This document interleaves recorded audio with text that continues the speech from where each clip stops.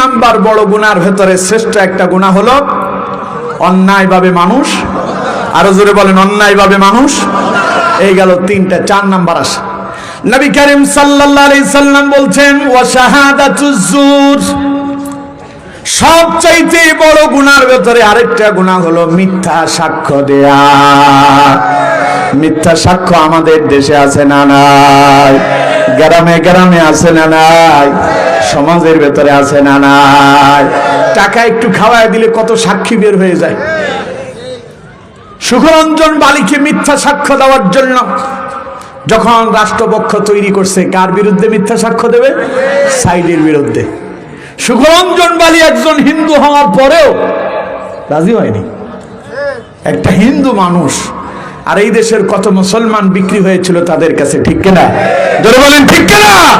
সুখরঞ্জন বালি কয় অসম্ভব, এমন একজন ভালো মানুষের বিরুদ্ধে আমি মিথ্যা সাক্ষ্য দেব না, বরং আমি তার পক্ষে সাক্ষী দেব। তিনি যখন আল্লামা সাঈদীর পক্ষে সাক্ষী দেওয়ার জন্য তিনি যখন আদালতের প্রাঙ্গণে উপস্থিত, সেখান থেকে তারে ঘুম করে ফেলা হয়েছে, সেখান থেকে তারে ধরে নিয়ে যাওয়া হয়েছে ইন্ডিয়াতে। দীর্ঘদিন পর্যন্ত ভারতের কারাগারে সেই বন্দী ছিল। তার অপরাধ, সে সত্যের সাক্ষী দিতে চেয়েছিল। অথচ এই দেশের বহু নামদারি মুসলমান আছে যারা মিথ্যা সাক্ষ্য দিয়া মাওলানা মতিউর রহমান নিজামী, আলী হাসান মোহাম্মদ মুজাহিদ, কাদের মোল্লা, মীর কাসেম আলী, সালাউদ্দিন কাদের চৌধুরীর মতো অসংখ্য নিরীহ নিরপরাধ মানুষদেরকে হত্যার কাজ করে দাঁড় করিয়েছিল, ঠিক কিনা? আমার বন্ধুগণ, মিথ্যা সাক্ষ্য যারা দিয়েছেন আল্লাহর আদালতে তারা পাকড়াও হয়ে যাবেন। এর জন্য আমার বন্ধুগণ, কখনো কোনো অবস্থাতে মিথ্যা সাক্ষ্য দেওয়া, কথা বলেন, যারা আল্লাহর সঙ্গে শিরিক করেছেন তাদের স্থান হবে জাহান্নাম। কারণ কোরআনুল কারীমে আল্লাহ রাব্বুল আলামিন বলছেন ইন্নাহু মান ইউশরিক বিল্লাহি ফাকাদ হারামাল্লাহু আলাইহিল জান্নাতা ওয়া মাআওয়াহুন নার ওয়া মা লিয-যালিমিনা মিন আনসার। আল্লাহ রাব্বুল আলামিন বলছেন ও দুনিয়ার মানুষেরা শোনো, নিশ্চয়ই যারা আল্লাহর সঙ্গে শিরিক করেছে ফাকাদ হারামাল্লাহু আলাইহিল জান্নাহ, তাদের জন্য আল্লাহর জান্নাত হারাম হয়ে গেল। ওয়া মাওয়াহুন নার, তাদের জন্য জাহান্নাম ওয়াজিব হয়ে গেল। আল্লাহ তার নবীকে বলেন ওয়া মা লিয-যালিমিনা মিন আনসার, এই জালেমদের জন্য আপনি কোনো সাহায্যকারীও খুঁজে পাবেন না। সুতরাং শিরিক করব, কথা কয় না, শিরিক করব, শিরিক মুক্ত ইবাদত করতে পারবো তো ইনশাআল্লাহ? দেখি তো কারা কারা পারবো। লিল্লাহি তাকবীর, লিল্লাহি তাকবীর। হাত নামান। শিরিক মুক্ত ইবাদত যদি করেন তাহলে কি হবে শোনেন। নবী করিম সাল্লাল্লাহু আলাইহি সাল্লাম বলছেন মান মাতা লা ইউশরিক বিল্লাহি শাইআন দাখালাল জান্নাহ, কেউ যদি শিরিক মুক্ত ইবাদত করতে পারে, শিরিক মুক্ত জীবন যাপন করতে পারে, শিরিক মুক্ত অবস্থায় যদি মৃত্যুবরণ করতে পারে, নবীজি বলেন আল্লাহ তারে জান্নাত দান করবেন। কোরআনে আল্লাহ পাক বলছেন ফামান কানা ইয়ারজু লিকা রাব্বিহি ফালইআমাল আমালান সালিহান ওয়ালা ইউশরিক বিইবাদাতি রাব্বিহি আহাদা। চিল্লায় পড়েন আল্লাহু আকবার। আল্লাহ রাব্বুল আলামিন বলছেন আমার নবী দুনিয়ার মানুষদেরকে শোনায়া দেন ফামান কানা ইয়ারজু লিকা রাব্বিহি, ওরা যদি তাদের রবের সঙ্গে সাক্ষাৎ করতে চায়, আল্লাহর সঙ্গে দেখা করতে চান, কথা কয় না, আল্লাহর সঙ্গে দেখা করতে চান। আচ্ছা, আল্লাহরে কেউ দেখছে? কথা বলেন, আল্লাহরে দেখা সম্ভব? তবে দুনিয়ার চোখ দিয়ে দেখা যাবে না। মুসা আলাইহিস সালাম আল্লাহরে দেখতে চাইলেন, আল্লাহ বললেন লান তারানি, কখনো না। মুসা আলাইহিস সালাম কয় না, আমি দেখবই। মুসা আলাইহিস সালাম আল্লাহরে দেখতে চাইলেন, কিন্তু দেখতে পেরেছিলেন? কথা বলেন, পেরেছিলেন? ইতিহাস অনেক লম্বা, আমি সেই দিকে যাচ্ছি না, যাওয়ার সময় নাই, কারণ গভীর রাত করে ওয়াজ করার অভ্যাস আমার নাই। আমার বন্ধুগণ, সুতরাং মুসা আলাইহিস সালাম আল্লাহর প্রেমে মাতোয়ারা হয়ে গেলেন, আল্লাহরে দেখার জন্য পাগল পারা হলেন, দেখতে পারেন নাই। আল্লাহ পাক বলছেন আমার বান্দারা আমি তোমাদের সঙ্গে দেখা দেব। সুবহানাল্লাহ। আল্লাহ বলেন ফামান কানা ইয়ারজু লিকা রাব্বি, আমার নবী দুনিয়ার মানুষদেরকে শোনায় দেন, তারা যদি তাদের রবের সাক্ষাৎ পেতে চায়, আল্লাহর সঙ্গে যদি দেখা করতে চায়, ফালইয়ামাল আমালান সালিহান ওয়ালা ইউশরিক বিইবাদাতি রাব্বিহি আহাদা। আল্লাহ পাক বলেন নবী শোনায় দেন, ওরা যদি রবের সাক্ষাৎ পেতে চায় তারা যেন আমল সালেহ করে, নেক কাজ করে, তবে ওয়ালা ইউশরিক বিইবাদাতি রাব্বিহি আহাদা, খবরদার তারা যেন আল্লাহর ইবাদতে অন্য কাউকে শরীক না করে। শিরিক মুক্ত ইবাদত করলে পরে কিয়ামতের ময়দানে যিনি আপনার সঙ্গে দেখা দেবেন তিনি কে? সুতরাং আল্লাহর সাক্ষাৎ পাওয়ার আশায় শিরিক মুক্ত ইবাদত করব, পারবো তো ইনশাআল্লাহ। আর যারা শিরিক করেছেন ততক্ষণ পর্যন্ত ক্ষমা হবে না। ইন্নাল্লাহা লা ইয়াগফিরু আন ইউশরাকা বিহি, আল্লাহ পাক বলেন শিরিকের গুনার কোনো ক্ষমা নাই। ওয়া ইয়াগফিরু মা দুনা যালিকা লিমান ইয়াশা, এই ছাড়া যত গুনাহ আছে আমি আল্লাহ চাইলে বান্দারে মাফ করে দিতে পারি। তবে হ্যাঁ, শিরিকের গুনাহ ক্ষমা পাবেন তখন তওবা করবেন যখন, তওবা ছাড়া এই গুনার কোনো ক্ষমা। সুতরাং আমার বন্ধুগণ, এই হাদিসের ভেতরে রাসূলুল্লাহকে প্রশ্ন করা হলো, সুইলান নবী সাল্লাল্লাহু আলাইহি ওয়াসাল্লাম আনিল কাবাইর, ইয়া রাসূলুল্লাহ সবচেয়ে বড় গুনাহ কি? নবী বললেন ক্বালা আল ইশরাকু বিল্লাহ, এক নাম্বার আল্লাহর সঙ্গে, কথা কয় না, এক নাম্বার আল্লাহর সঙ্গে। তাহলে আমরা কি আল্লাহর সঙ্গে শিরিক করব? শিরিক মুক্ত ইবাদত করতে পারবো তো? আল্লাহ আমাদেরকে কবুল করেন, পড়েন আমিন। এবার দুই নাম্বার, নবী করিম সাল্লাল্লাহু আলাইহি সাল্লাম বলছেন ওয়া উকুকুল ওয়ালিদাইন। দ্বিতীয় নাম্বার, সবচাইতে বড় গুনাহের ভেতরে একটা গুনাহ হলো মা বাবার নাফরমানি করা। আজ আমাদের বাংলাদেশে সবচাইতে বেশি অবহেলিত, সবচাইতে বেশি নির্যাতিত, নিপীড়িত যদি কেউ যদি থাকে তা হলো আপন মায়ের পেটের সন্তান, কলিজার টুকরা বাবার সন্তানের হাতে মা এবং বাবা দুইজন নির্যাতিত, ঠিক কিনা? ঘরের ভেতরে ছেলের ভয়ে মা বাবা কথা বলতে পারে না, এরকম ঘর আপনাদের এই হাসাদাতে নাই? জোরে বলেন আছে না নাই? ছেলে এখন একখান বউ পাইছে, বউয়ের বিরোধিতা আমি করি না, বউ তো লাগবেই। বউর নাম দিছে জানের জান, পানের পান, ময়না পাখি, টিয়া পাখি, সোনা পাখি, আরো কত কি। আমি বলি বউরে আপনি পরাণ বলে ডাকেন, জান বলে ডাকেন, ময়না পাখি, টিয়া পাখি, আরো যত কিছু আছে সব বলে ডাকেন, কোনো আপত্তি নাই। কিন্তু মায়ের ডাকে বুড়ি আর শাশুড়ির ডাকে আম্মু, আছে না নাই? জোরে বলেন আছে না নাই? শাশুড়ির জন্য বিদেশ থেকে উনি মাসে মাসে হাত খরচ পাঠায়, অন্যদিকে মা বাবা দুইজন অসুস্থ অবস্থায় ঘরের ভেতরে চিত হয়ে পড়ে আছে, চিকিৎসার জন্য পয়সাও দেয় না। এরকম ছেলে মেয়ে আছে না নাই? আরো জোরে বলেন আছে না নাই? আমার বন্ধুগণ, তুমি যদি তোমার মা বাবার মনে কষ্ট দাও, আর কষ্ট দিয়া নামাজ পড়ে যদি কপালটারে কালো বানাও, হজ করতে করতে যদি জীবনের সব সম্পদ শেষ করে দাও, তোমার এই হজ, তোমার এই নামাজ, তোমার এই রোজা কোনো কাজে আসবে না। কারণ নবী করিম সাল্লাল্লাহু আলাইহি ওয়াসাল্লাম বলছেন রিদার রাব্বি ফি রিদাল ওয়ালিদাইন ওয়া সাখাতার রাব্বি ফি সাখাতিল ওয়ালিদাইন, যার উপরে তার পিতামাতা সন্তুষ্ট তার উপরে আল্লাহও সন্তুষ্ট, যার উপরে পিতামাতা অসন্তুষ্ট তার উপরে আল্লাহ। তাহলে তোমার নামাজ পড়ে কাম নাই, কারণ আল্লাহ তোমার উপরে খুশি না। তুমি জান্নাত খুঁজতেছো পীরের দরবারে গিয়া, অথচ জান্নাত তোমার ঘরের ভেতরে আছে। নবী করিম সাল্লাল্লাহু আলাইহি সাল্লাম বলছেন আল জান্নাতু তাহতা আকদামিল উম্মাহ, মায়ের পদতলে সন্তানের বেহেশত। রাসূলুল্লাহ বলেছেন রাগিমা আনফুহু, রাগিমা আনফুহু, রাগিমা আনফুহু। কয়বার হলো? সবাই বলেন কয়বার? রাগিমা আনফুহু রাগিমা আনফুহু, নবীজি বলেন ওই ব্যক্তি ধ্বংস, ওই ব্যক্তি ধ্বংস, ওই ব্যক্তি ধ্বংস। সাহাবায়ে কেরাম প্রশ্ন করলেন, কিলা মান ইয়া রাসূলুল্লাহ, আল্লাহর নবী, প্রিয় নবী, বিশ্ব নবী, কারে আপনি ধ্বংস বললেন? রাসূলুল্লাহ বললেন, ক্বালা মান আদরাকা ওয়ালিদাইহি ইনদাকাল কিবার আহাদুহুমা আও কিলাহুমা সুম্মা লাম ইয়াদখুলিল জান্নাহ।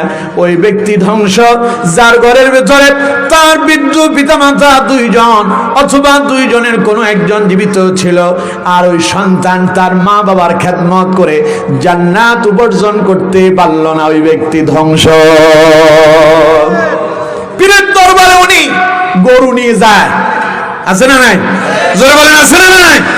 মায়ের জন্য 10 টাকার নাফা প্যারাসিটামল নিতে পারে না। মা বাবারে খুশি করার জন্য লক্ষ কোটি টাকা লাগে না।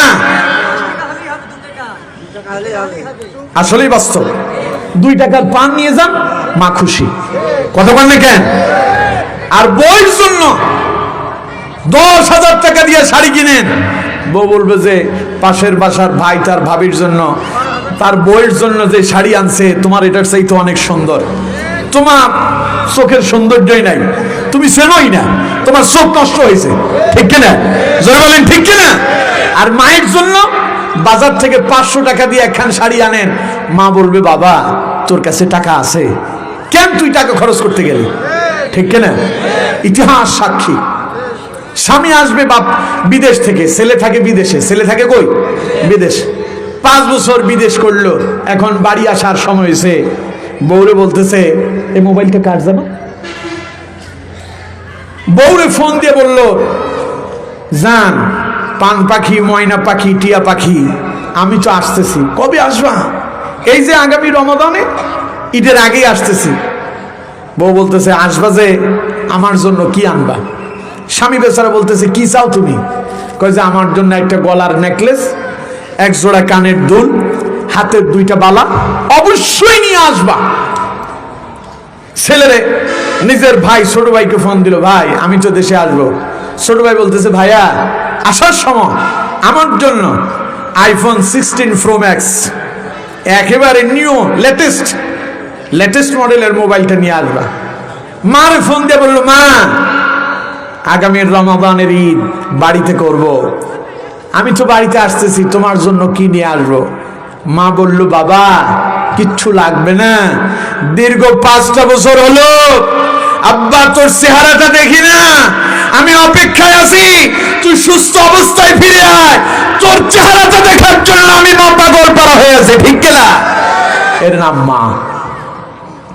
ছেলে আসলো বাড়িতে, ছেলে যখন বাড়িতে ঢুকে স্ত্রী অপেক্ষায় থাকি, হাতের ভেতরে লাকিসের দিকে তার নজর, তার খেয়াল হলো আমার স্বামী যে বিশাল বড় লাকিস নিয়ে আসলো, ওই যে একটা কার্টুন নিয়ে আসছে প্যাকেট করে, এই প্যাকেটে না জানি আমার গলার নেকলেসটা আছে নাকি, কানের দুলগুলো আছে নাকি, আমার হাতের বালাগুলো আছে নাকি।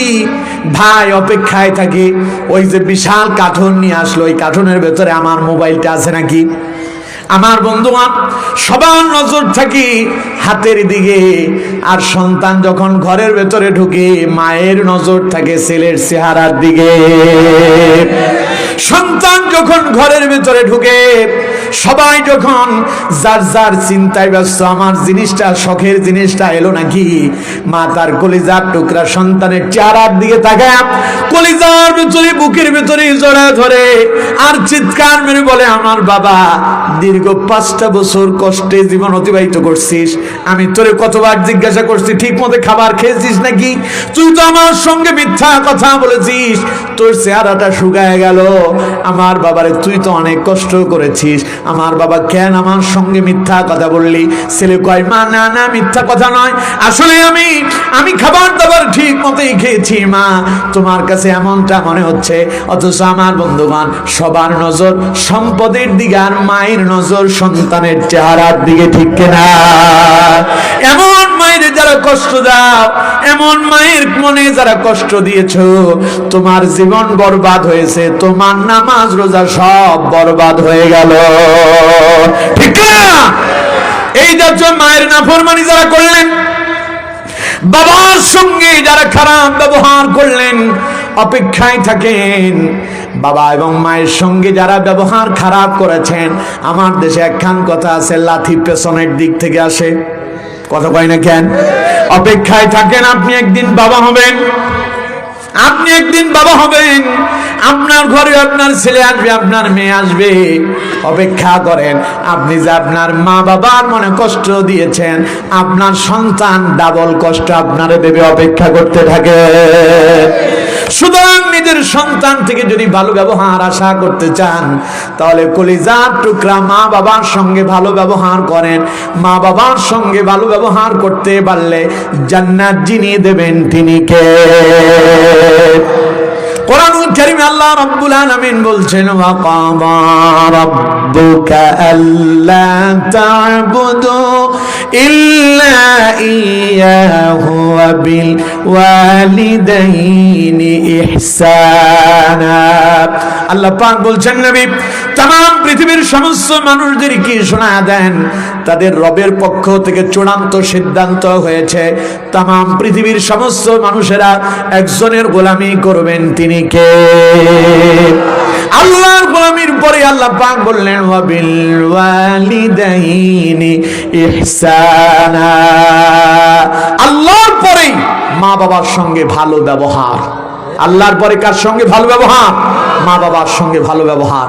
ওই যে একজন শিল্পী বলছিল, ও গো মা তুমি এই পৃথিবীর শ্রেষ্ঠ নেয়ামত, তোমারই পদ তলে রয়েছে জান্নাত।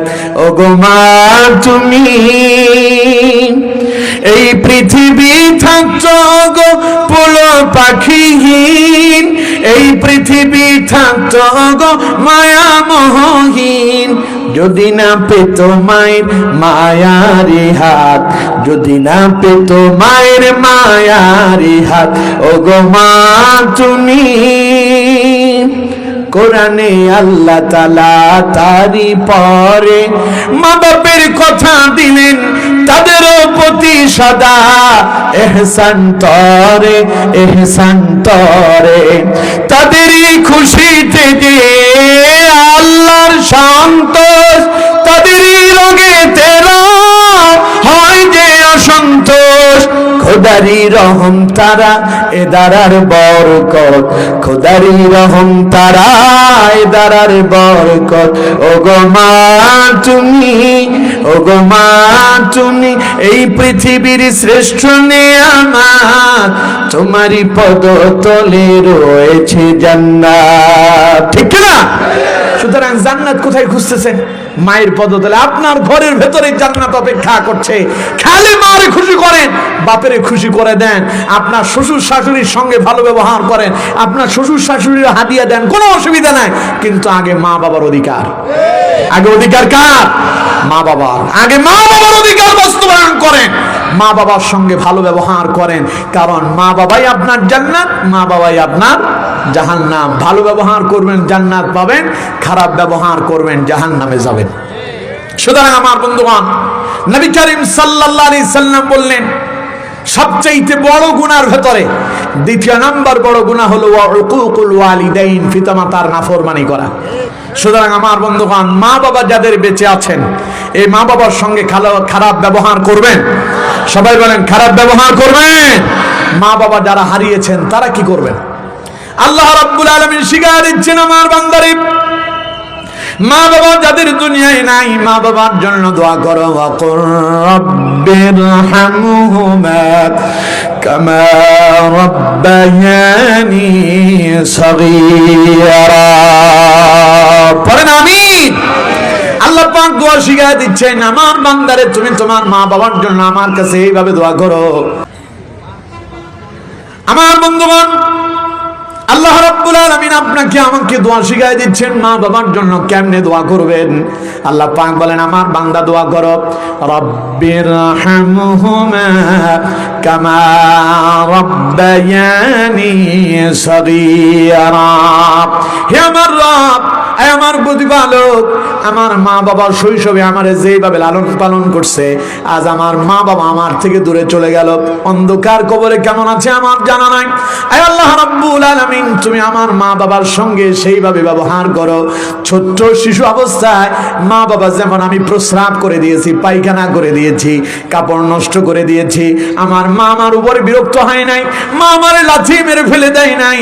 আমি প্রস্রাব করে মায়ের কাপড়টারে নষ্ট করলাম, মা তার আসুলটা দিয়ে আমার প্রস্রাব পায়খানা মুছে দিয়া মা আমার চুমু খেলো, বুকে টেনে নিল। আল্লাহ, আমার মাকে হারালাম, আমার বাবাকে হারায় ফেললাম। আল্লাহ, তুমি আমার মা বাবা শৈশবে যেইভাবে আমার লালন পালন করছে, আজ তুমি আমার মা বাবাকে সেইভাবে লালন পালন করো। এই দোয়া করতে পারবেন না? কথা বলেন, পারবেন না? আপনি দেখেন, সন্তান পায়খানা করলে বাপের কোলে, বাপ করে কি, এখন যাবো অফিসে, পায়খানা করছে, মেজাজ খারাপ, ঠিক কিনা? মা গেল কোথায় বেড়াতে, সেইখানে বেড়াতে যাওয়ার অবস্থায় অনেক মেহমান, সেখানে মা বসছে খাবার খেতে, ছোট্ট বাচ্চাটা মায়ের কোলে দিল পায়খানা করে, মা তখন খাবার খাচ্ছে, মা কি তখন বাচ্চাটাকে এখান থেকে রেখে দিয়ে উঠে চলে যায়? ওই অবস্থায় ওই দুর্গন্ধ সামনে মা খাবার খায়, খাবার শেষ করে বাচ্চার এই পায়খানা পরিষ্কার করে নাকের ভেতরে হাত দিয়ে ধরে রাখে না, নাক চিপে ধরে না, মা করে কি, মা পায়খানাটা পরিষ্কার করে দিয়ে ছোট্ট তার শিশুটাকে কপালে চুমু খায়, মুখে চুমু খায়, হাতে তালুতে চুমু খায়, পায়ের তালুতে চুমু খায়। অথচ বাচ্চা পায়খানা করছে, মা রাগ করার কথা ছিল, মা রাগ করে না। আল্লাহ কয়, এই জন্য আমার বান্দারে, তুই যখন তোর মা বাবাকে হারালি, তোর মা বাবার জন্য আমার কাছে এইভাবে দোয়া কর, রব্বির হামহুমা কামা রব্বায়ানি সগীরা। আল্লাহ, আমার মা বাবা তো আমার উপর বিরক্ত হয়নি, আমার কত কষ্ট করে লালন পালন করছে, আমি পায়খানা করে প্রস্রাব করে মায়ের কাপড় নষ্ট করে দিয়েছি। আল্লাহ, আমার মা তো আমার উপর বিরক্ত হয় নাই, আমার বাবা আমার উপর বিরক্ত হয় নাই, আজ মা বাবা হারালাম। আল্লাহ, তুমি তাদের উপরে বিরক্ত হয়েও না, যেইভাবে মা বাবা আমারে লালন পালন করছে, তুমিও ঠিক সেইভাবে আমার মা বাবারে লালন পালন করো। সুবহানাল্লাহ বলেন না? এই দোয়াটুকুন তো করতে পারবো, কথা বলেন, পারবো তো? আল্লাহ তৌফিক দেন, বলেন আমিন। তাহলে এই গেল দুইটা, পিতামাতার নাফরমানি করা বড় গুনাহ, যেই গুনাহ তাওবা ছাড়া মাফ হবে না। মায়ের কাছ থেকেও ক্ষমা নিতে হবে, এরপরে আল্লাহর কাছ থেকে ক্ষমা চাইতে হবে, ঠিক কিনা? এই গেল দুইটা। 3 নাম্বার, নবী করিম সাল্লাল্লাহু আলাইহি সাল্লাম বলছেন, 3 নাম্বার বড় কবিরা গুনাহ হলো ওয়াকাতলুন নাফসি, অন্যায়ভাবে মানুষকে হত্যা করা। অন্যায়ভাবে মানুষ হত্যা করা সওয়াবের কাম, কথা বলেন, সওয়াবের কাম। এই দেশে মানুষ হত্যা করছে খুব আনন্দের সাথে, কথা কয় না কেন? আমরা ঠেকায় ফেলবো। এক মন্ত্রী দেখলাম বক্তব্য দিল, 5 আগস্টের পতনের পূর্বে বক্তব্য দিচ্ছে, আর বলছে আমরা হেফাজতকে রাত্রে রাজারে 1 মিনিটের ভেতরে পুরো শাপলা চত্বর থেকে সাফ করে ফেলছি। আজকে যারা ছাত্র আন্দোলন করতে আসছে ওদেরকে আমরা 1 ঘন্টার ভেতরে শেষ করে দেব।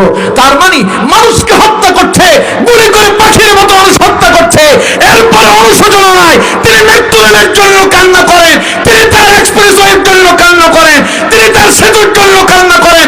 হাজার হাজার মানুষকে গুলি করে হত্যা করেছে, একটু অনুশোচনা তার অন্তরের ভেতরে ছিল না, ঠিক কিনা? অথচ আমার বন্ধুগণ, নবী করিম সাল্লাল্লাহু আলাইহি সাল্লাম বলছেন, ওয়াকাতলুন নাফসি, অন্যায়ভাবে মানুষ হত্যা করা বড় অপরাধ। খালি কি তারা অপরাধ করছে? কোরআনের পাখি আল্লামা সাইদি, যার তুলনা বাংলাদেশের অন্য আলেমদের সাথে চলে না, ঠিক কিনা? এইরকম একজন আল্লামা সাইদি আর বাংলাদেশে আসবে? কথা বলেন, আসবে?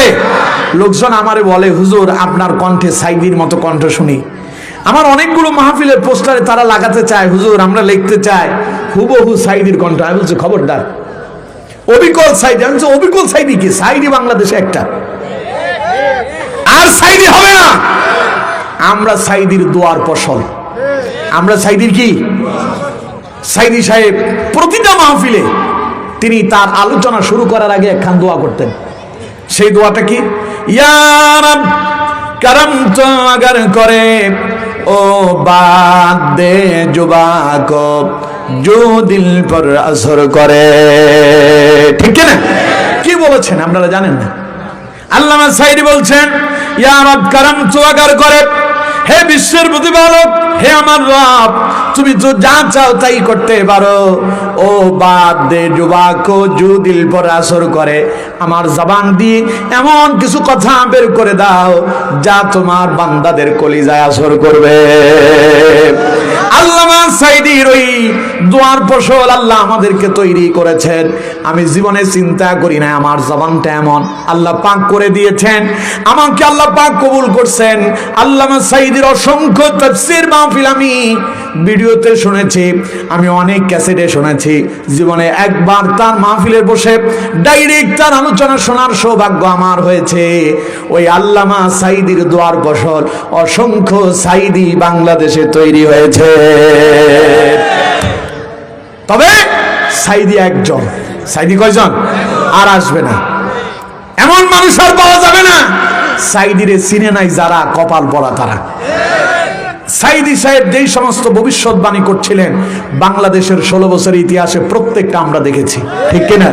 তার একখান ভবিষ্যৎবাণী ছিল, তিনি বলছিলেন, আমি দেখতে পাচ্ছি বাংলাদেশের পূর্ব আকাশে ভাগ্য আকাশের উত্তর গগনে কালো মেঘ জমা হয়েছে, ঝড়ের পূর্বাভাস লক্ষ্য করছি।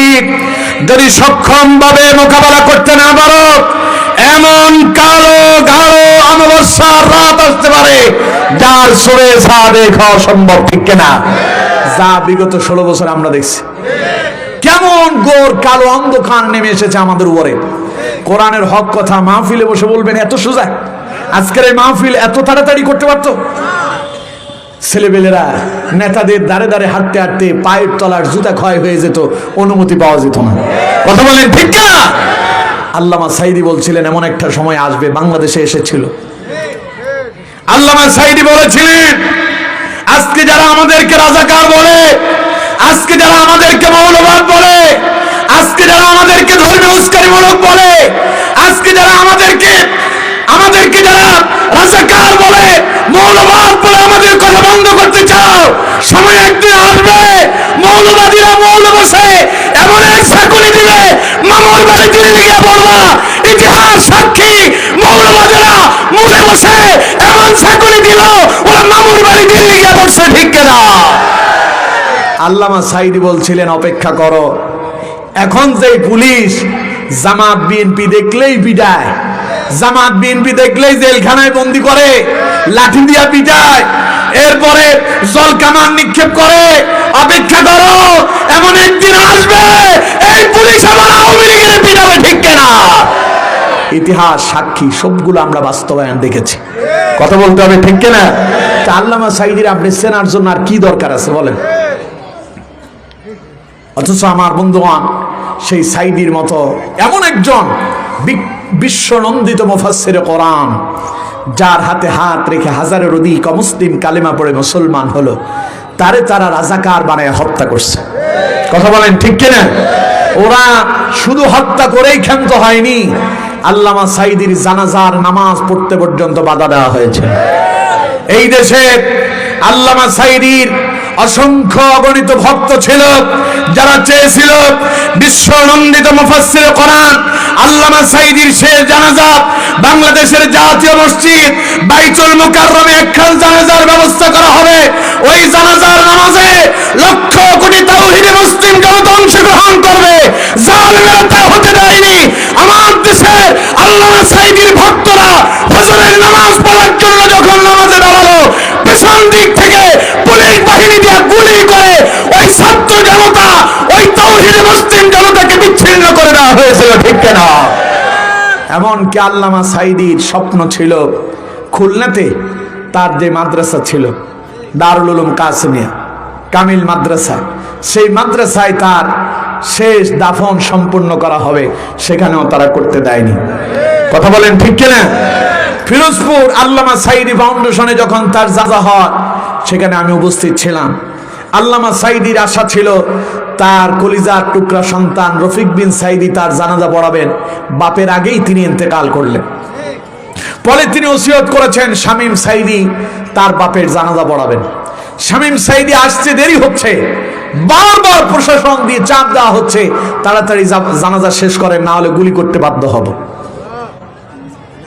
সুতরাং আমার বন্ধুগণ চিন্তা করেন, ওরা খালি মানুষ হত্যাই করে নাই, এই দেশের লক্ষ কোটি মুসলিম তাওহীদি জনতার হৃদয়ের স্পন্দন, ইসলামী আন্দোলনের রাহবার, তাফসীর মাহফিলের রূপকার, আমাদের কোরআনের পাখি আল্লামা সাঈদীকে পর্যন্ত তারা হত্যা করেছিল অন্যায়ভাবে, ঠিক কিনা? আল্লাহ পাক বলছেন সবচাইতে বড় গুনার ভেতরে একটা বড় গুনাহ হলো অন্যায়ভাবে মানুষ হত্যা করা, যেটা বিগত 16 বছর আমরা দেখেছি। শাপলা চত্বরের ইতিহাস কে না জানে? রাতের আধারে হাজার হাজার আলেমদেরকে পাখির মতো গুলি করে হত্যা করা হয়েছে। আর 5ই আগস্টের কথা তো ভোলাই যাবে না। গত কয়েকদিন আগে জাতিসংঘের রিপোর্ট, এই দেশে যেই পাখির মতো গুলি করা হয়েছিল ছাত্র জনতার উপরে, প্রায় 1400-র উপরে নিরীহ নিরস্ত্র মানুষকে তারা হত্যা করেছিল। প্রায় 30,000-এর অধিক ছাত্র জনতাকে তারা গুলি করে আহত করেছিল। সুতরাং আমার বন্ধুগণ, এবার কন্ত দেখি এই যে কাজগুলো হয়েছে খুব সওয়াবের কাজ হয়েছে। তারা ইসলামী আন্দোলনের রাহবারদেরকে হত্যা করে মিষ্টি বিতরণ করছিল। আল্লাহ কয় অপেক্ষা করো, বেশি লাভালাভি করতেছ, অপেক্ষা করো। আলাইসাল্লাহু বিআহকামিল হাকিমিন, সবচাইতে বড় বিচারক একজন আছেন, তার নাম আল্লাহ। আল্লাহ কয় আমি তোদেরকে ধরবো, এমন ভাবে ধরবো খাবার রেডি থাকবে, ওই খাবার খাওয়ার সময়টুকুন দেব না, ঠিক কিনা? খাবার রেডি, খুব খাবেন মজা করে। তারা জানতো না যে তাদেরকে পালাতে হবে, যদি জানতো তাহলে পোলাও কোরমা রান্না হতো না। কথা বলেন ঠিক কিনা? খাবার রেডি। আল্লাহ কয় আমি যদি চাই খাবারের প্লেটের সামনে থেকে তোর উঠায় নিতে পারি। কথা বলতে হবে, ঠিক কিনা? কোথাও জায়গা নাই। আল্লাহ কয় জায়গা হবে কি করে?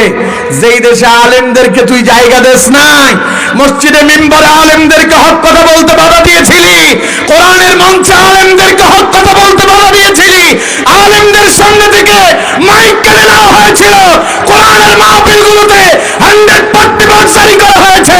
আল্লাহ কয় এবার আমি 140 ভোট দিলাম, এবার যদি ক্ষমতা থাকে ফিরে আসো। উনি কয় কাছাকাছি আসি, চট করে ঢুকে যাব। লোকজন কয় অপেক্ষায় আসি, পট করে ধরে তোমাকে বিচারের আওতায় নিয়ে আসা হবে, ঠিক কিনা? সুতরাং যারা অন্যায়ভাবে মানুষ হত্যা করে এরা মহা পাপ করে। কি পাপ করে? যেই পাপের ক্ষমা, জোরে বলেন, যেই পাপের ক্ষমা। এমন অপরাধ করছেন তারা, মানুষ হত্যা করেছেন যারা, কেমন অপরাধ করছেন? কোরআনে আল্লাহ পাক বলছেন মান কাতালা নাফসান বিগাইরি নাফসিন আও ফাসাদিন ফিল আরদি ফাকান্নামা কাতালান নাস জামিআ। পড়েন আল্লাহু আকবার।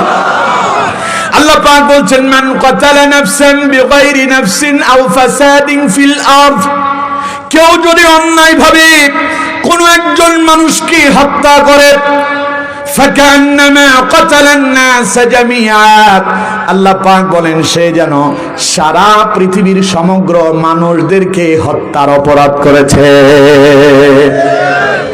সুতরাং এর চাইতে বড় জঘন্য গুনাহ আছে? এর জন্য আমার বন্ধুগণ 16 বছর তাও হয়েছে। এই হত্যাকাণ্ড আবার চলুক, আপনারা চান? সবাই বলেন আবার চান? তাহলে যদি চান রাষ্ট্র হত্যা মুক্ত হোক, আলেমরা নির্যাতন মুক্ত হোক, আপনারা যদি চান রাষ্ট্রে শান্তি ফিরে আসুক, আপনারা যদি চান রাষ্ট্র ইয়াবা মুক্ত হোক, দুর্নীতি মুক্ত হোক, সন্ত্রাস মুক্ত হোক, তাহলে ওই রাষ্ট্রকে দুর্নীতি মুক্ত, ইয়াবা মুক্ত, সন্ত্রাস মুক্ত আলেমদেরকে আপনারা যদি শান্তিতে দেখতে চান, রাষ্ট্রে যদি শান্তি ফিরে আনতে চান, আল্লাহর কোরআন দিয়া রাষ্ট্র পরিচালনা করা ছাড়া এই পরিবর্তন মোটেও সম্ভব নয়, সম্ভব নয়, সম্ভব নয়, ঠিক কিনা? সুতরাং